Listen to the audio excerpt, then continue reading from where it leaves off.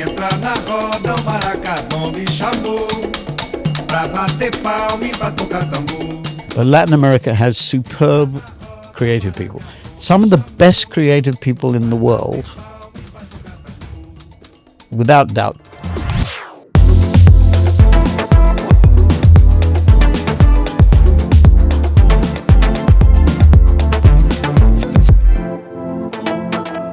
Brazil is set to become the very first creative country of the year, a new award you can win here at Cannes Lions. We, as the German representative, ask ourselves, why? I mean, you can see the energy of people coming from Brazil. They're always ranked in the top 4 of the most creative countries here at the festival. But what's their secret? So we found some really, really great people we are talking to. We talked to the festival. We talked to the representative from Brazil. We talk, obviously, to really creative people that were born there, they left the country, and they went out into the world. And what have they seen? What have they learned? What were some people experienced in the desert of German temperament, where they're still so good there and winning Grand Prix.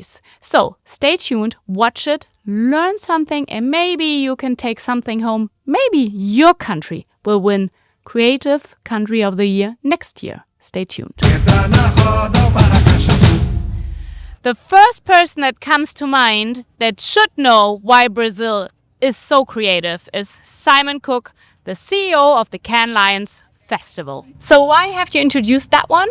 And what's the secret? Maybe you can tell us what stands out when you look onto Brazil. I'll tell you what people are telling me anyway. I think we wanted to introduce it because, yes, we are a global festival. We are a convening force for people from around the world coming together. But we wanted to bring more of a flavor of local creativity to the global stage. Yeah. And there are just some countries over the years that have just the most fantastic track record when it comes to winning work, when it comes to the ingrained culture of creativity that they have, that affects marketing, but also affects the broader nation as well. So Brazil very much fell into that category. And we look forward to seeing how they show up this week. It's going to be quite the carnival, I think. The next person we are speaking to is Ed Davidson. He is the vice president and the person that also invented the Creative Country of the Year. Is Brazil really so creative? So what we started looking at this is legacy and the past. And you could go back 40, 50 years and you just see Brazil, punching above its weight and winning extraordinary amount of awards and just doing some of the most iconic work that's come out of Cannes Lions. And then when you add to that sort of diaspora of talent in Brazil and outside of Brazil that's been on stages here, winning awards, talking, and just been in our industry for such a long time and had such a huge influence, it was just a place that's commitment to creativity has been really, really long, really sustained brilliance. And they continue to do so today. So that's why they were chosen for this year, and we're really grateful to have a country like Brazil. Okay, guys, there must be something in the Brazil's DNA. We need to talk to someone who was quite often on those stairs. So we picked Ricardo Wolf from In Ocean, Berlin, to tell us what's in their Brazil DNA.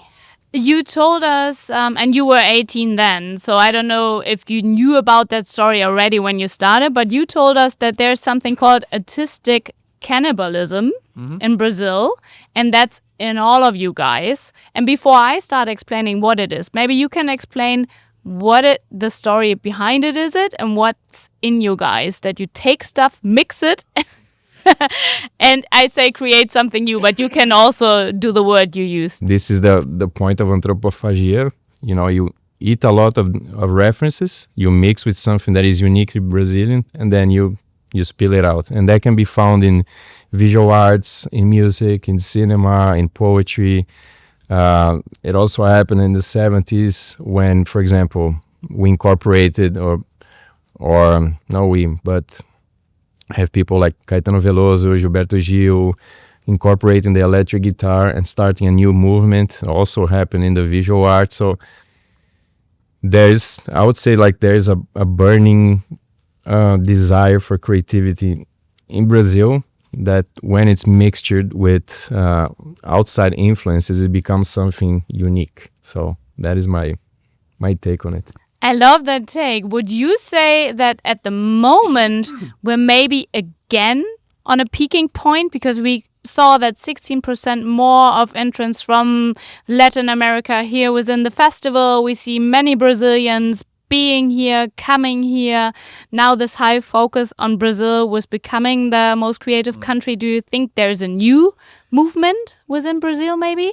I think what hasn't changed, or is the constant thing in the modernist movement, the Tropicalia movement, or if you want to put advertising in that realm, I think is this thirst for creativity, which I see it, for example, in our football. What is the art of dribbling? Is coming up with a very unique solution in a small, short of time and space, which is the same thing you do with a brief. Sometimes you have a long time, but it's coming up with a brilliant solution to a problem. The problem being your opponent, right? So this thirst to come up with the cool solutions has always been there in any art form. When it comes to advertising, and you see it through the scope of this anthropophagism, you have all the tools now, all the categories, all the technologies, all those things coming together with this thirst to do something cool. So that's why whatever category you look, Brazil has scored a Grand Prix. Wherever you look in the world, there's a Brazilian trying to push or is in the credit list of a Grand Prix in any category too.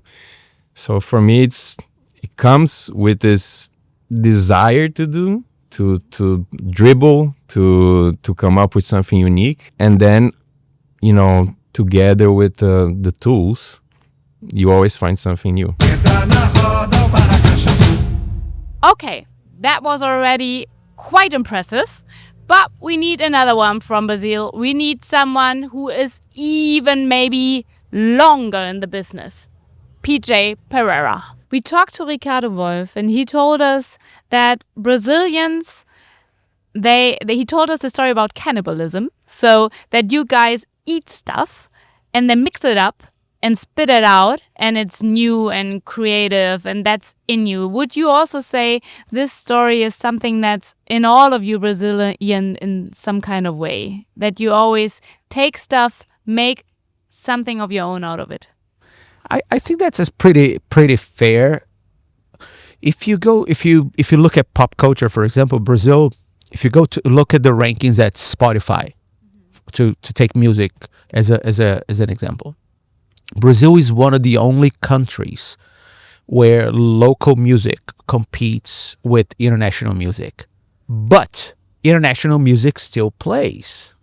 So if you look at how the creative world in Brazil and culture happens there, is always a combination of eating your own references and eating the rest of the world, what the rest of the world is doing, and then making your own things in different ways and creating new trends based on the combination of the rest of the world and yourself. If you look at, I am from Rio, for example, and if you look at funk in Rio, is a very specific kind of music that was created that comes from influences from hip hop and electronic music that gave them the instruments and some local cultures and have a little bit of a vibe that the community influenced, like samba did, and there's so much that is happening there that you look at it. This is very unique to Rio and Rio only, but it's also influenced by a lot of things. You can actually recognize the DNA of everything. I think Brazil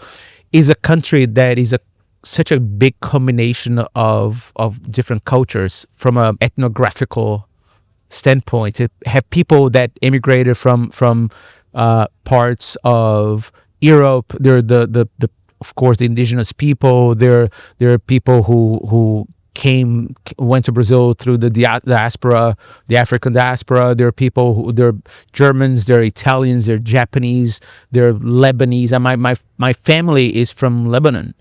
My wife her entire bloodline comes from Portugal or Italy. Wow. São Paulo has the largest population of Japanese people outside of Japan in the world is in Sao Paulo. If you go to Sao Paulo there and you want to eat local food, it's pizza and sushi. No way.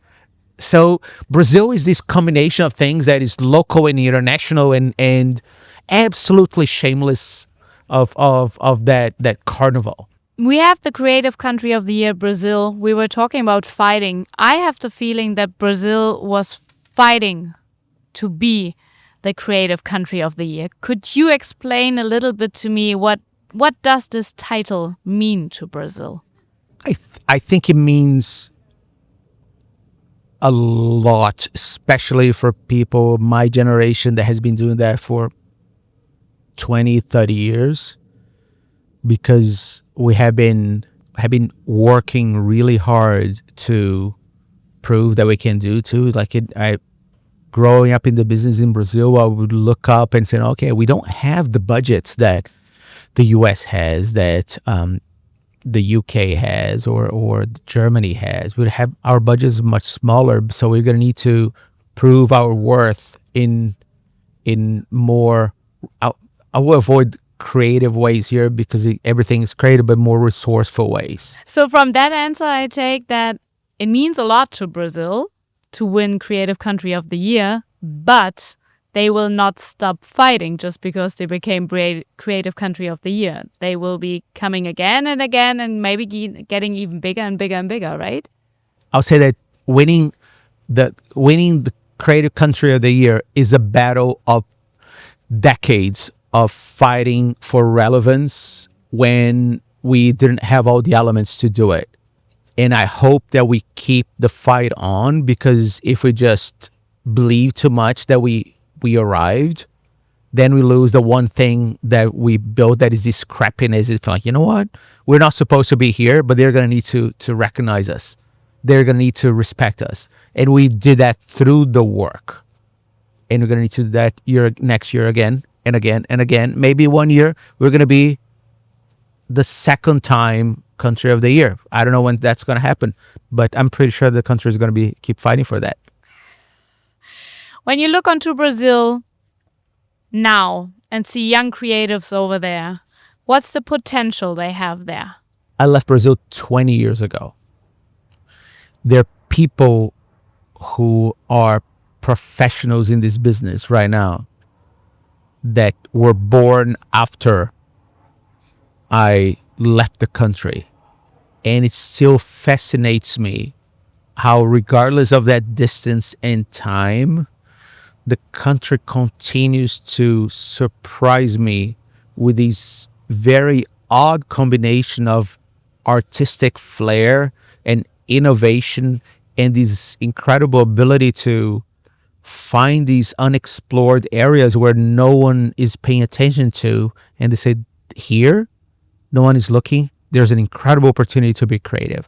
And the scavenger kind of creative approach, I think, is the secret of Brazilian creativity.